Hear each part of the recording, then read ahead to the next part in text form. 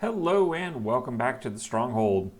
This week, Wizards is shaking up Historic again, bringing out a second ban list for this week's Historic Shakeup. For my money, I am reaching for an old classic in Historic, Blue-White Skies. And although you won't have all the cards to build this deck, it does give you an idea of what a budget version of this deck can look like over time. In other words, we're kind of talking about goals. Your Blue-White Skies deck that we've talked about on Standard and that will be listed in the doobly-doo down below is a great place to start. But before we get into all that, I've set a goal here for the channel to get to 100 subscribers. And while that does not seem like a lofty goal, I can't do it without you. So if you're finding any sort of technical value, any sort of entertainment value, or just are a giving sort of soul, please take a moment and subscribe to the channel. And again, if you're seeing the value, others probably will too. So be sure to push this out to a friend who may or may not play Arena yet, because hopefully my content is just the sort of thing that beginners need in order to get a leg up on the environment.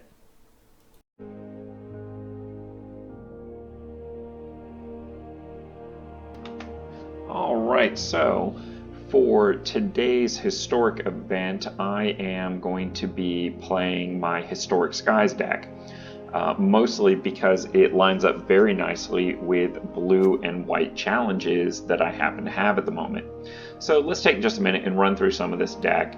Obviously, this is a Historic event, so you can't expect to have all of these cards, but certainly you'll get an idea, and a lot of these cards are actually standard legal at the moment. But starting off with the 1-drops, Faerie Guidemother is a fantastic card for this deck. Not only does it allow us to pump our creatures off the Gift of the Fae sorcery, but of course it is a 1/1 flyer for 1. Healer Hawk, a card that is not currently standard legal. It rotated with the Ravnica block, but a 1/1 flying lifelink for 1 is really good. Highly recommend you look into this card if you like this particular deck. It also fits very nicely into mono white Life Matters. Curious Obsession is a fantastic card from the early days of Arena Online. Not only does it give your creature a +1/+1 boost, but allows you to draw a card whenever it deals combat damage to your opponent.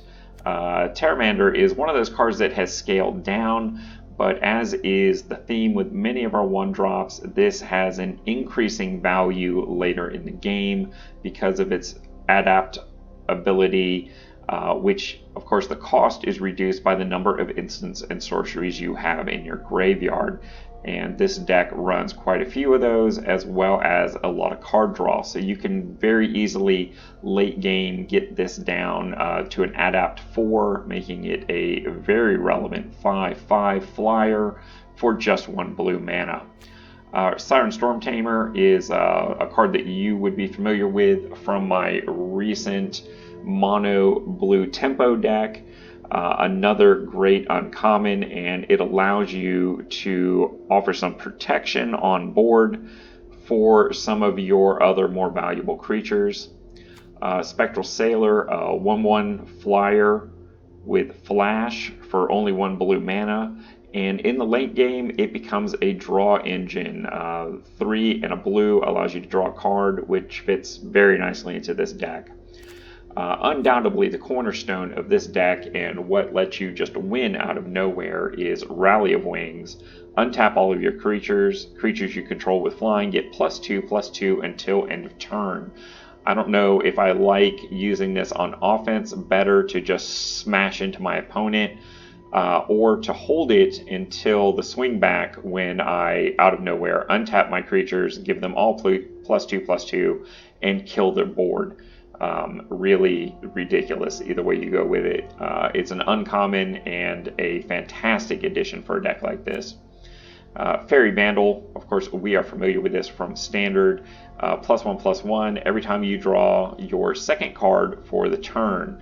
I'm running 2 of those. A 1/2 flyer with flash is pretty nice for 2 mana, especially if it can jump in early game and kill off a 1/1 attacker that they thought they were swinging into an empty board.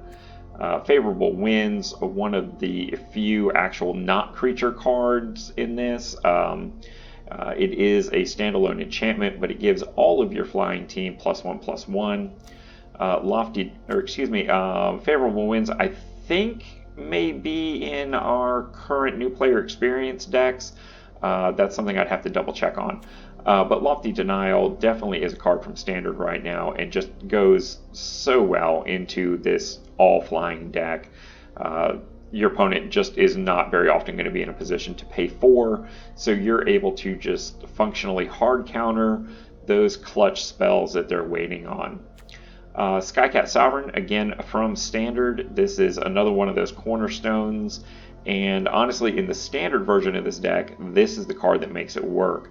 A 1/1 flyer that gets pumped for every other flying creature you have, and again, late game, the ability to produce more 1/1 Catbird tokens. Very nice. Staggering Insight is another one of those lifelink card draw engines, also gives a +1/+1, but you're familiar with this card with Standard. It is one of the most powerful uncommons currently in the game, and definitely worth looking into. Aerial Assault is one of our base removal pieces, allowing you to gain a life for each creature with flying that you control and destroying a tapped creature. So it's a little situational. That's why I'm only running 2 of them, but it does fit very nicely into this, allowing you to potentially remove their biggest attacking threat or having had attacked a threat before it's able to untap. And also give you some of that life back. Wing Words really needs no introduction. It is part of our new player experience decks right now. It costs less for creatures that you have with flying and allows you to draw 2 cards. So really being able to draw 2 cards for blue and a colorless is pretty awesome, and definitely gives you that mid-game push that you need. Imperium Angel, a 2/3 for 3 flying, and other flying creatures you get +1/+1, so it's a bit of a Lord card. I wish I had more copies of this, but my M21 drafts were just never all that lucky as far as getting this card, so one of it is. Aven Gagglemaster. This is from M21, so it is Standard legal. Allows you to gain life according to the number of flying creatures that you have, so it allows you to get that little late game boost that you need in order to close out, hopefully, on the following turn. Baneslayer Angel, you know her, you love her, you got her in your new player experience.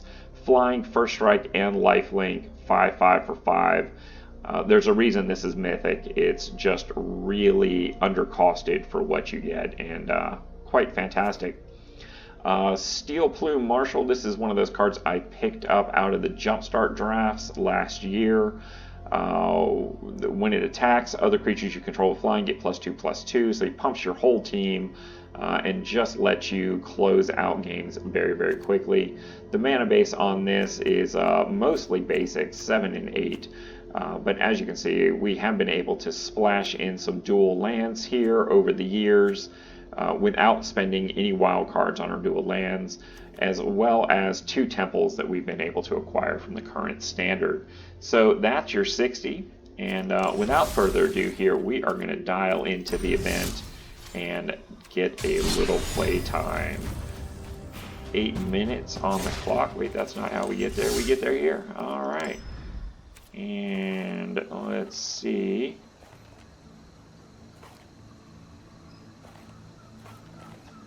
Is something in my Blue-White Skies deck banned? Maybe it is. Let's take a look here. Oh, a Lofty Denial. Oh no, this is Friendly Skies, no wonder. But Lofty Denial, of course, is still going to be banned, so just need to find the correct deck. which I appear to be having trouble with. Oh, here we are. Let's edit that up. So we're not going to be able to play Lofty Denial, so let's see what we can get here in the way of a substitution. Because we definitely want some counter magic here.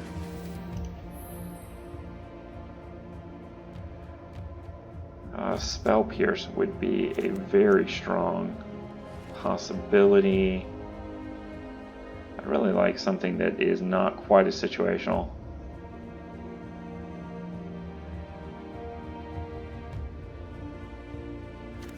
Hypnotic Sprite seems like a very strong option there. It's not a hard counter. There is the option, there is the idea that it has to be 3 or less, but a pretty strong possibility. Negate, of course, is still situational. Quench is even lower costed. Cancel is just too ambiguous.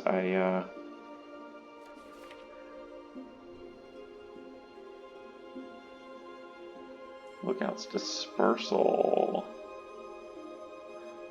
And it's still a hard counter. Didn't say please. Convolute. All soft counters. So yeah, I think I am going to be going with that. And apparently also Curious Obsession is not allowed. But Curiosity is, and I'm going to up my Staggering Insight to get that last one.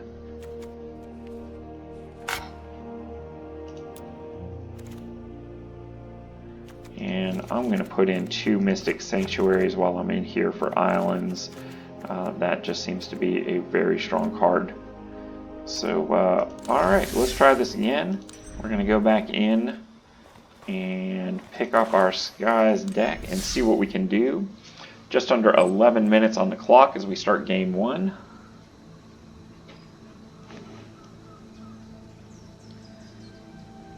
Let's see how many people are playing this at the moment.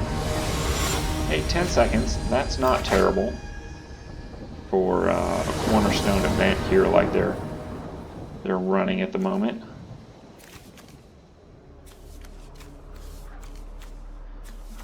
That is a bit of a toughie.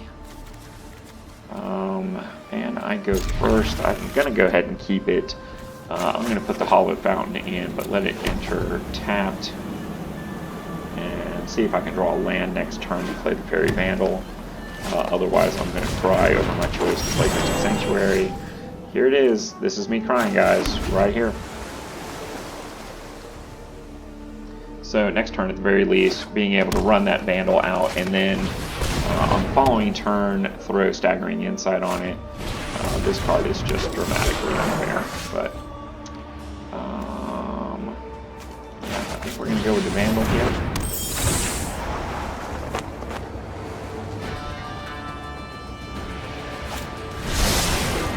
Really could have waited to play the Vandal with Flash at the end of their turn, but green, not a huge amount of removal. Oh good, they're playing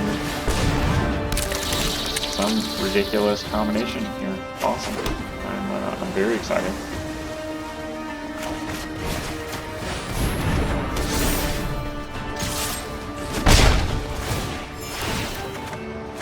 So now it's just going to come down to an absolute race here. The Vandal is going to just keep getting bigger and keep drawing me cards,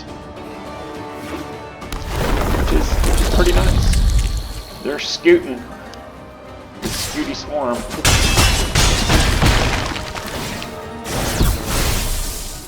Yeah, that is a lot.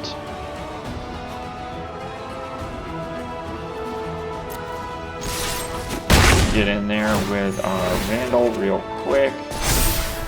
And there's some card draw. I'm liking that.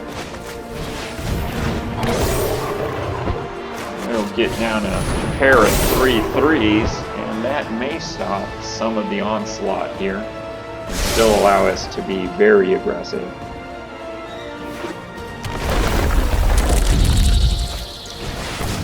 Not to outrun the Scoot Swarm, but I suppose we will see. 2 with Death Touch. I think I'm going to take that. No blocks. Got some poison.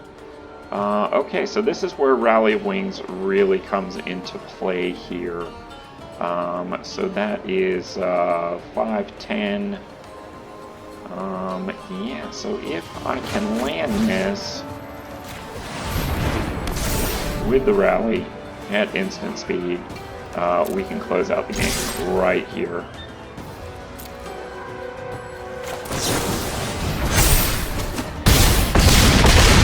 And there it is. Victory in number 1 in the books. And I like that this deck just so very easily demonstrated exactly what it's intended to do. Boy, you gotta love that reward lineup there. A rare card, gold, gems, and XP. Very nice. Treasure Map as a first copy. I have wanted a copy of that for so long. But I got into Arena after this set had been introduced, and it was always just a little too expensive for me, but now I have one. So glad to have it. And we will jump back in here for game 2, just over 15 minutes on the game clock. Let's see what we can get going here. 10 seconds on the queue. So a little longer than last time, but it still got there at 12. Can't really complain about that. Wizard seems to have come through with a little bit of improvement there. And I, for one, am very happy about that.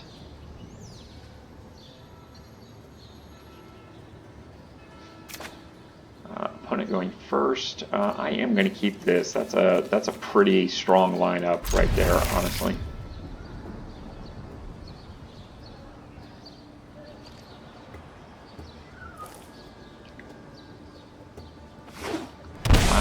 Our opponent mulled hard there.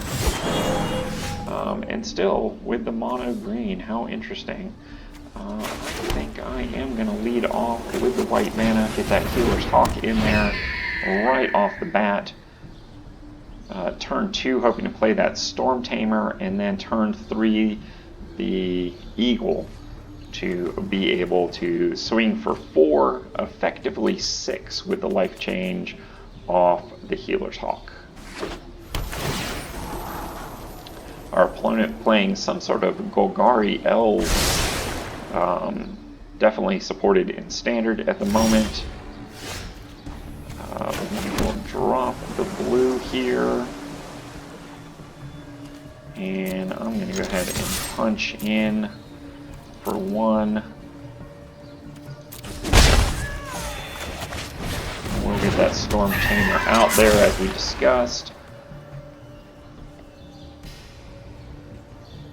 May have to take a turn off on building the board position with the temples. We'll just have to see how we draw. It'd be very nice if I drew a 3rd land here. Our opponent getting to draw a card off of Sad Robot. We love you, Merchant, even though you're not doing a lot of arena content right now. We still love you. Yes, please. I think I will take the old Rally of Wings. We are going to attack Zin, because they look to be ramping more than anything else. So until they really get out of control, I'm going to let them ramp. And if they get greedy and swing with the Land of War Elves, I may be able to kill it using the Faerie Vandal. Yep, that's a big dude. It sure is. Let's see what they do here. Yep, they sure did. They got the greedy. Don't be greedy, kids. Just don't do it. Control players see you coming. We're not as dumb as you think we are. Sure, I will take that, absolutely. I'm going to go ahead and drop my Eagle and swing for the 6s here. Next turn with Rally of Wings, that is going to be a strong turnout. Particularly if we double rally. Wouldn't that be a beast? Yeah, we're just gonna say no block. Thanks, kids. Alright, so let's swing, see if we can pull off the double rally here.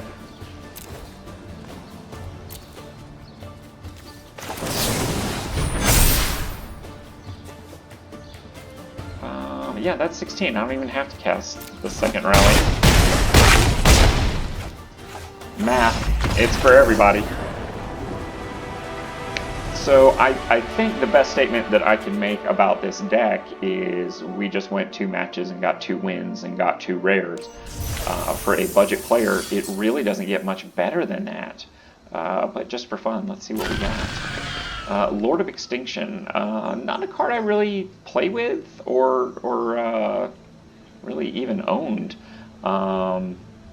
Even with a number of cards in your graveyard, that could be interesting. That could be something that we build around, but we will claim that prize. And that is our Historic Shakeup Week 2. Hope you enjoyed it, and we will see you next time.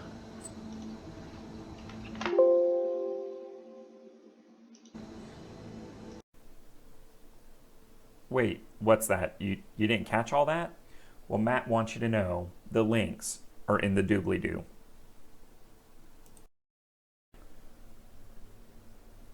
And just like with Friday Night Magic, the whole point of doing these historic shakeups for you as a budget player is about getting those 2 free ICRs. And don't forget, those are going to be rare cards from non-standard sets, so it's going to add directly to your historic collection. I also don't think these have an option of being upgraded to Mythic, but still a free rare card is a rare thing, all puns intended, for us budget players. And with all that having been said, please take this opportunity to like, comment, and subscribe. It is the budget way to support this budget channel because it doesn't cost you a thing. Do it for Graham. Do it for the algorithm. Do it for the iced coffee. And until next time, I'll see you in the arena.